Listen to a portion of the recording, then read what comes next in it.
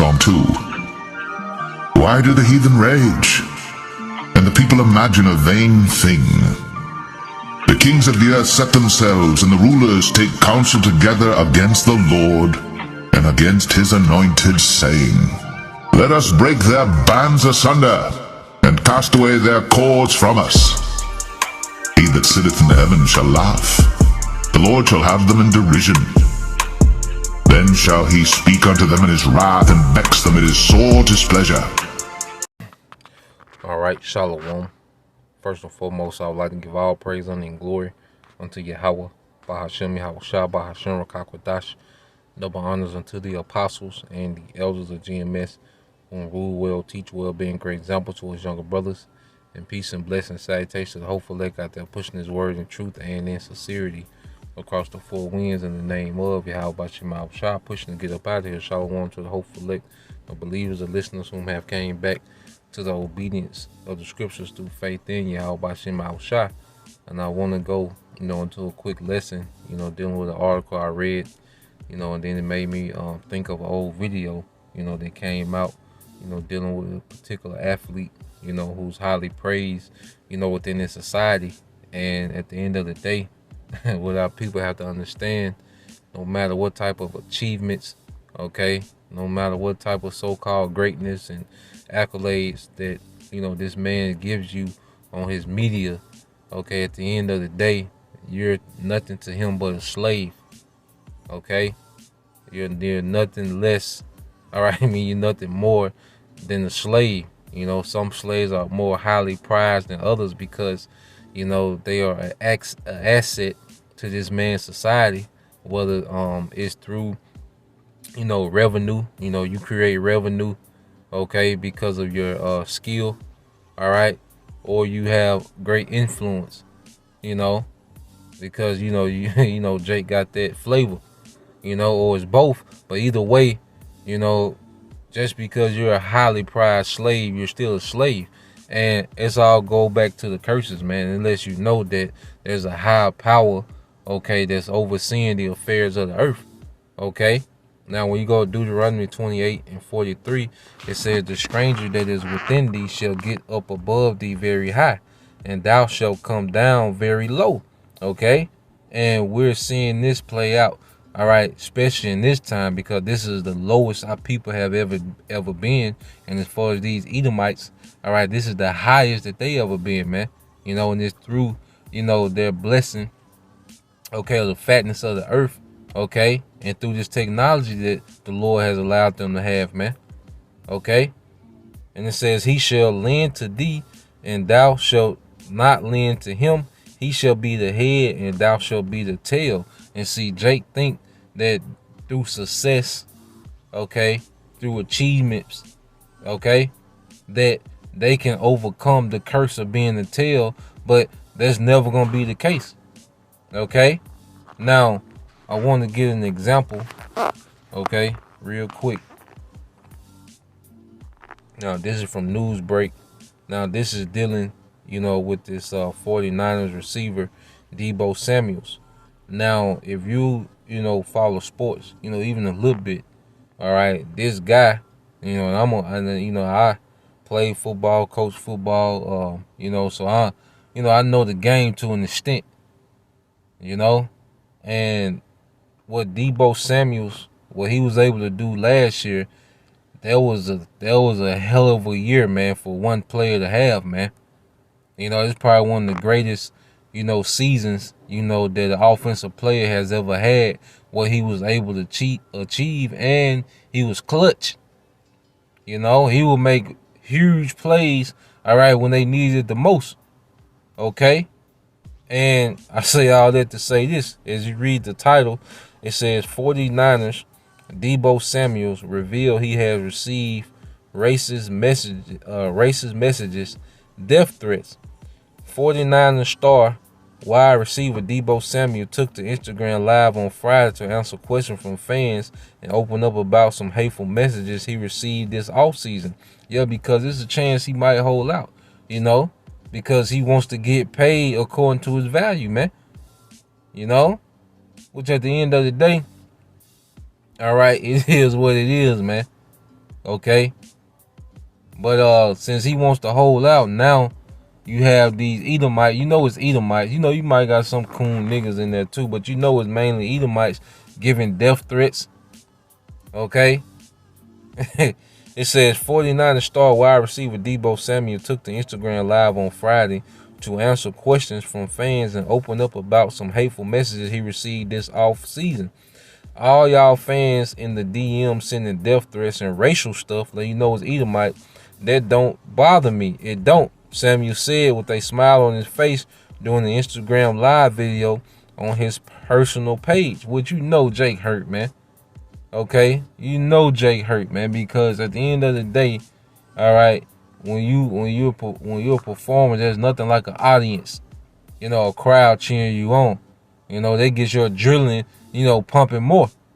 Okay, but these same people that, you know, cause these guys putting their bodies, sacrificing their bodies on a daily basis, you know, to perform at these elite levels.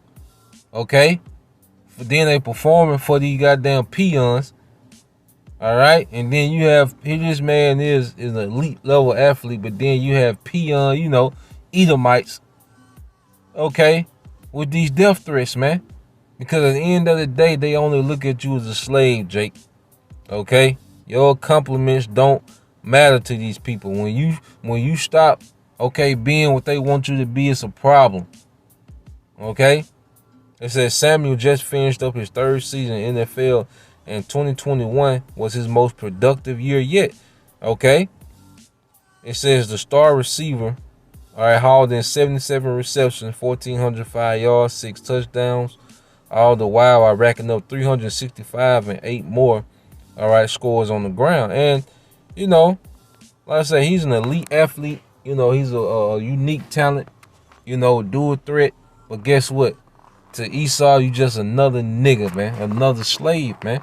Okay? And I want to play this real quick, too. All right, now, this was from years ago when LeBron was endorsing Hillary Clinton. Okay? Through. All right? But look how this Edomite reporter, a damn woman, you know, is speaking to the King James, showing you, no, nigga, you a slave. They slapped that title on you. All right? King James, you a slave, nigga.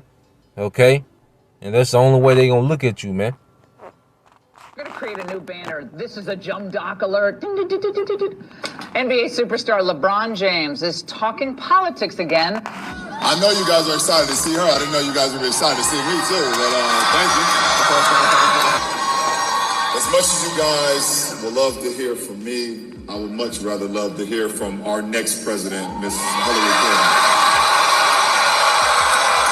Now a historic moment. We can now project the winner of the presidential race. CNN projects Donald Trump wins the presidency. And this time it's R-rated. Here's his barely intelligible, not to mention ungrammatical take on President Trump in a new ESPN podcast. The number one job in America, the point of person, is someone who doesn't understand the people and really don't give a about the people. But wait, there's more gripping insight. ESPN host Carrie Champion asked James and fellow NBA star Kevin Durant about what she described as Trump's racist comments. I feel like our team as a country is not ran by a great coach. It's not even a surprise when he said something. It's not even a surprise. It's like laughable. It's like, it's laughable. It's laughable and it's scary. But it's also scary. Right, because right. I shouldn't be numb to your racist comments. Right. I shouldn't be numb to your behavior. I'm numb to this commentary. Like, must they run their mouths like that? Unfortunately, a lot of kids and some adults take these ignorant comments seriously. Look, there might be a cautionary lesson in LeBron for kids. This is what happens when you attempt to leave high school a year early to join the NBA. And it's always unwise to seek political advice from someone who gets paid $100 million a year to bounce a ball. Oh, and LeBron and Kevin, you're great players, but no one voted for you. Millions elected Trump to be their coach. So keep the political commentary to yourself, or as someone once said, shut up and dribble. We'll be right back. Until you have it, man. Okay, and there you have it. And at the end of the day, you know, these Edomites be hurt, you know, when Jake get all his money for playing the sport. Especially these, you know, these lower level Edomites be hurt, man. Okay, and every chance they get, they remind you that you're just a goddamn slave in this system, man. Okay, a high paid slave. Now, when you go to Psalm 62:4, it says they only consult to cast him down from his excellency.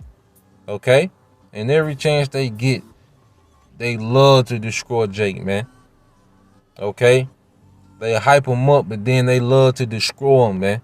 And this is what we constantly see because they only see you as a slave, as inferior.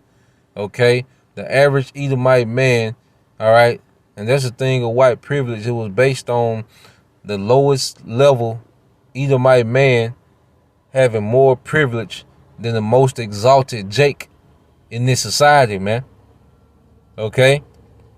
It says they delight in lies, they bless with their mouth. Yeah, because they'll speak good about them, you know, for years on the news and on front of magazines and starring in commercials. Okay? But then what they'll do, okay, to remind you niggas that you're just a slave. Okay? You bought and paid for. All right? They'll throw a shot, man. Okay? Just to show the world that this is still a nigga, no matter how exalted he is, man. Okay? This still one of my niggas, man. Okay? It says they bless with their mouth, but they curse inwardly, man. And you know, all right, they be making mockery, you know, Jake. Okay? In these secret meetings and councils, and you know these, you know, the golf clubs, you know, these country clubs. I mean, you know, but it is what it is, man. That's why we look beyond this place, man. Okay, hey, how Shai gonna make us kings and priests in the earth, man? Not no damn pride slaves, man. You know. So until next time, I say Shalom. Calling y'all Shalom, Bible, DTA soon.